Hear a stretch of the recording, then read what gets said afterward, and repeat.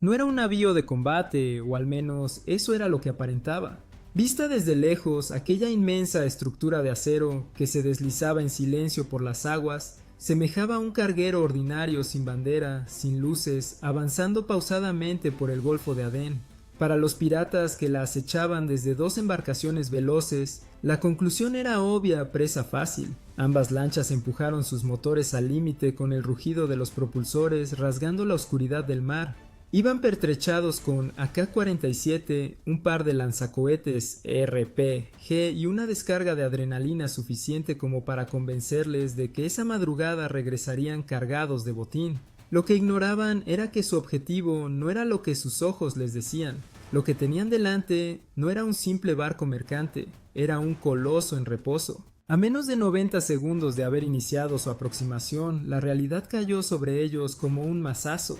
Aquel supuesto carguero era en verdad uno de los activos militares más aterradores del planeta, un portaaviones nuclear de la Armada de los Estados Unidos. Y no solo eso, estaba en plena operación en patrulla activa, flanqueado por una escolta de proporciones letales y con la totalidad de sus sistemas defensivos en alerta máxima. En ese preciso instante, los papeles se dieron la vuelta. Los cazadores pasaron a ser la presa. Lo que los piratas no podían imaginar era que habían sido detectados mucho antes de acercarse siquiera. El radar del Eisenhower ya los tenía en su pantalla, dos objetos pequeños veloces, sin señal A y S, aproximándose con inequívocas intenciones hostiles. Y si hay algo que un portaaviones no acostumbra a hacer, es quedarse de brazos cruzados. Desde el centro de mando táctico, la instrucción llegó firme y sin rodeos: Seahawk en vuelo, inmediatamente. La cubierta del navío, que hasta ese momento seguía su rutina habitual, se convirtió de golpe en un engranaje de precisión militar.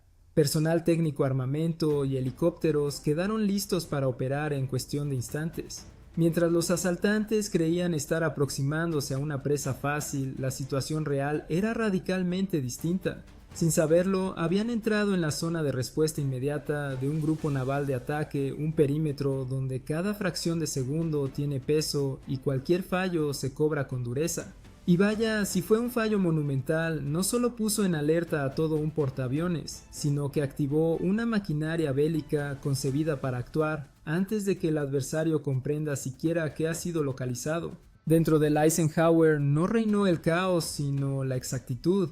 En el momento en que las dos embarcaciones de alta velocidad fueron identificadas, el protocolo se desplegó como una partitura ensayada miles de veces. No hubo voces elevadas, solo instrucciones precisas ejecutadas por manos curtidas en el entrenamiento. Aquello no era un buque mercante, era una ciudadela flotante con cerca de 5,000 personas a bordo, cada una desempeñando un papel perfectamente definido. Desde el puente de mando hasta la pista de vuelo, la alerta fue unánime: amenaza potencial en aproximación. Los sistemas de radar registraban cada desplazamiento.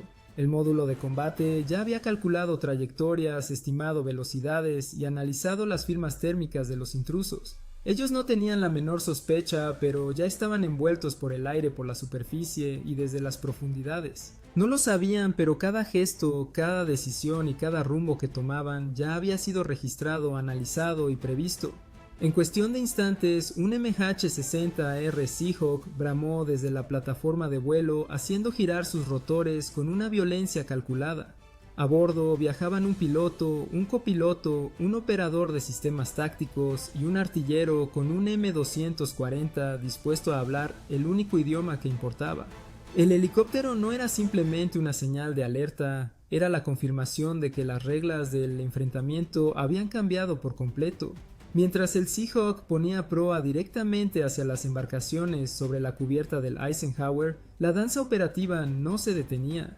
Chalecos amarillos dirigían el tráfico aéreo, chalecos rojos verificaban y aseguraban el armamento, chalecos verdes supervisaban los sistemas de propulsión. En pocos segundos, una segunda aeronave ya ocupaba posición de cobertura, y lo que resultaba aún más desconcertante para los piratas, todo aquello ocurría sin que el buque perdiera ni una sola décima de su velocidad de avance.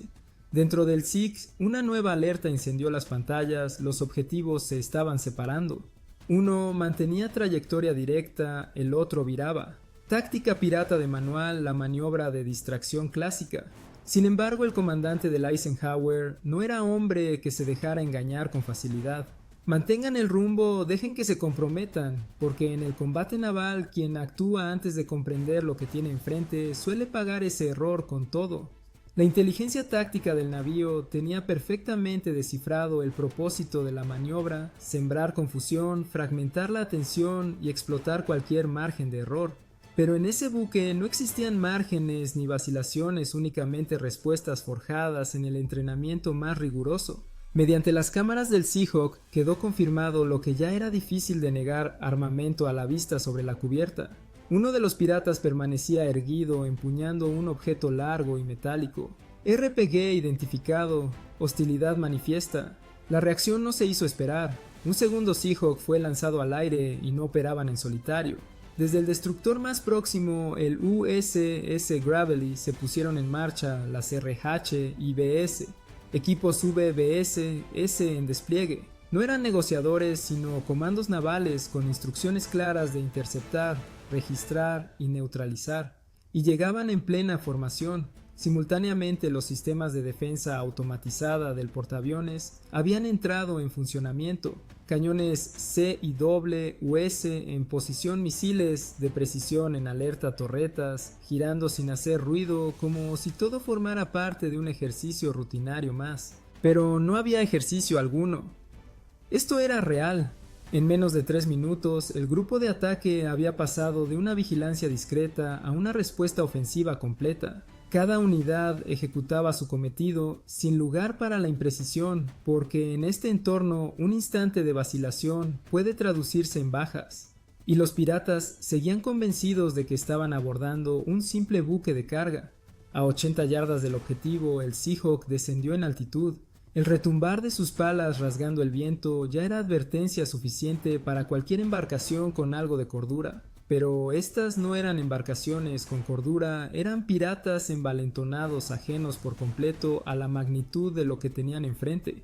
El artillero desplazó la ametralladora M240 hacia la derecha, orientando el cañón directamente hacia la embarcación que avanzaba sin desviarse. No apretó el gatillo todavía, pero la advertencia era inequívoca: estaban donde no debían estar y las consecuencias no serían favorables. Uno de los piratas se incorporó. Entre sus brazos un objeto alargado tubular con destellos metálicos bajo la tenue claridad de la luna. No era un arpón ni ningún utensilio de pesca, era un lanzacohetes. RPG confirmado. En ese preciso momento todo cambió. Ya no se trataba de una presunción, sino de una amenaza declarada. El piloto del Seahawk transmitió por radio: armamento hostil a la vista, manteniendo interceptación.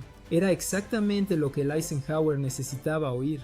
En cuestión de segundos, las unidades RH-IB tocaban el agua, con los motores bramando y golpeando las olas rumbo a la lancha armada. Simultáneamente, el segundo Seahawk trazaba una ruta de cobertura desde el sur, cortando cualquier posible vía de fuga. Desde las alturas, cada movimiento resultaba perfectamente visible.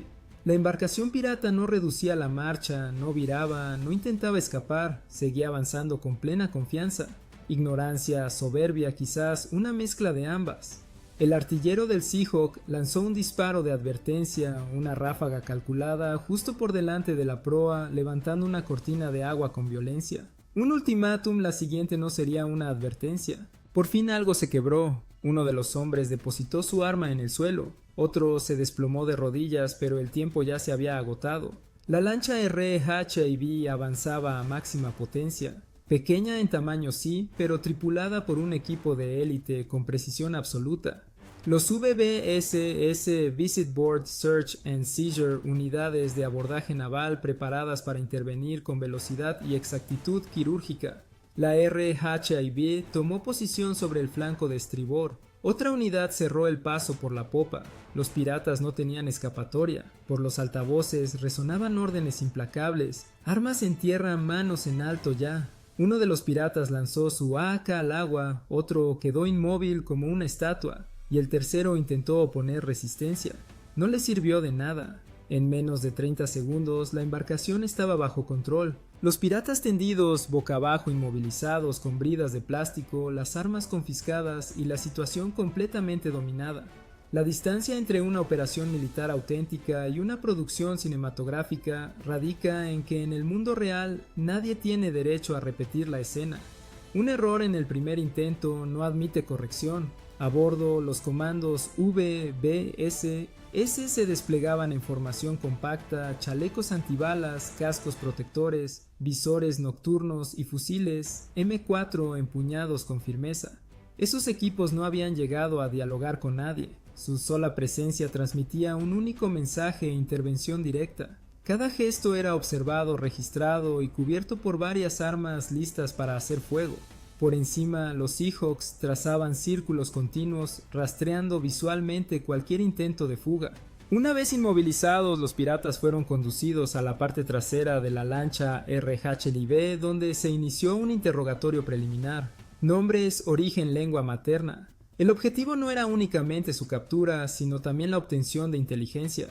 Al mismo tiempo, el esquife era remolcado hacia el área de control, las armas decomisadas, los equipos de radio y los dispositivos GPS confiscados y cada rincón del bote examinado minuciosamente por los técnicos del equipo.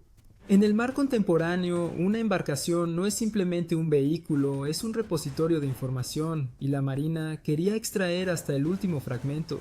Sin embargo, lo verdaderamente impactante no era la detención en sí, sino lo que ocurría en paralelo.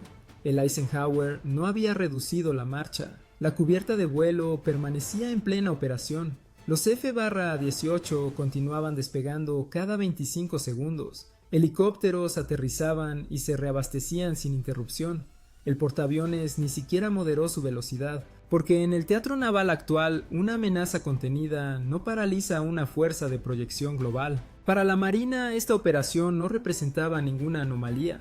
Era protocolo, una ejecución táctica concebida para neutralizar amenazas sin comprometer objetivos de mayor envergadura. Lo que para los piratas supuso un caos absoluto para la tripulación del Eisenhower fue simplemente otra tarea dentro de la jornada. Una rutina exacta, metódica e inamovible. La lancha quedó asegurada. Los detenidos fueron trasladados a bordo del USS Gravely para su procesamiento inicial. Sin bajas, sin disparos letales, solo una exhibición quirúrgica de fuerza y control. Y el portaaviones continuó su curso, sin pausas, sin desvíos, porque el poder verdadero no requiere proclamarse, se impone a través de los hechos. Mientras el primer grupo de piratas era procesado y su embarcación puesta a remolque, la misión estaba muy lejos de concluir.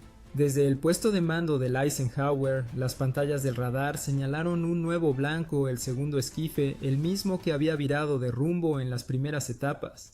Al parecer se había detenido a unas 6 millas náuticas de distancia en las inmediaciones de una embarcación pesquera que no aparecía en ningún registro oficial.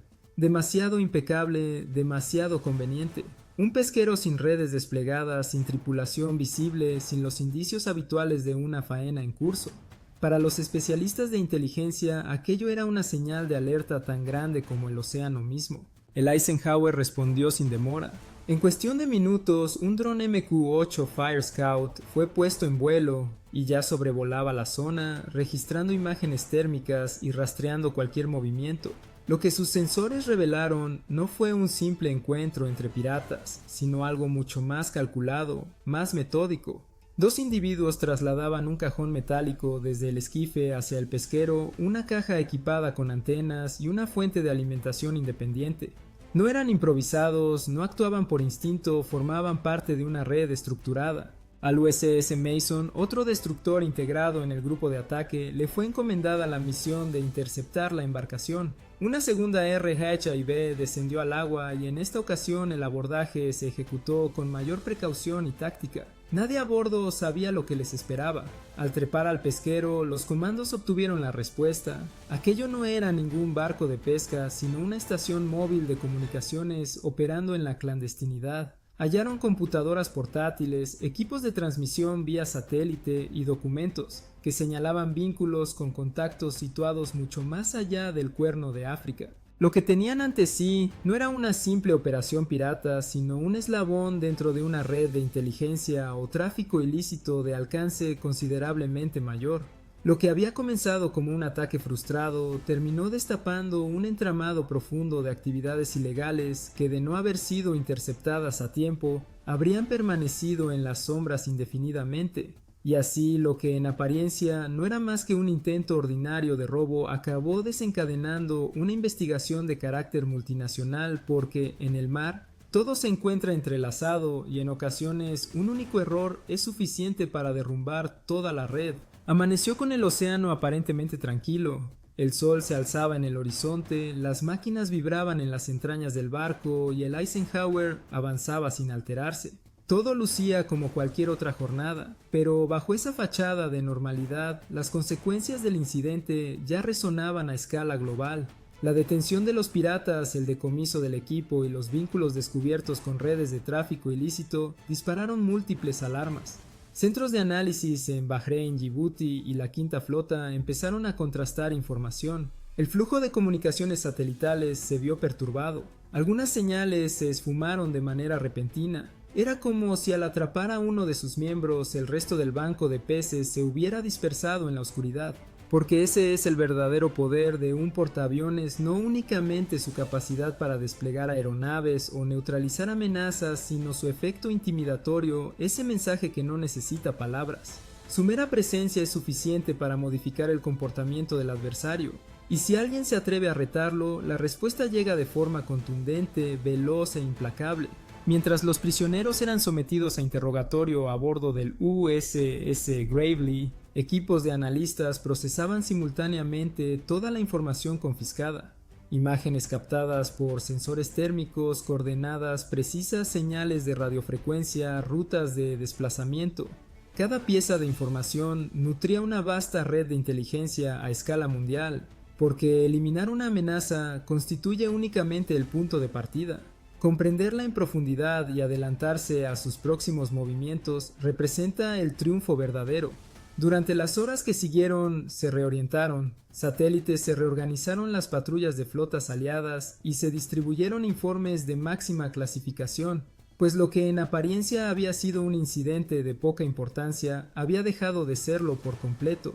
El Eisenhower, entretanto, continuó sin alteración alguna. Prosiguió con sus maniobras, sus despegues de aeronaves y sus operaciones habituales, sin interrupciones ni actos conmemorativos, porque para su tripulación aquello no había sido más que una jornada ordinaria. Sin embargo, para quienes lo observaban desde afuera, el mensaje resultaba inequívoco. Quienes menosprecien la capacidad de un portaaviones de la Marina de los Estados Unidos lo hacen asumiendo un riesgo propio, y en ocasiones un único error es suficiente para desatar una tempestad de consecuencias impredecibles. Si este relato te ha dejado una impresión duradera, suscríbete al canal, activa las notificaciones y comparte este video con quienes deban comprender cómo opera verdaderamente el poder naval en la era moderna.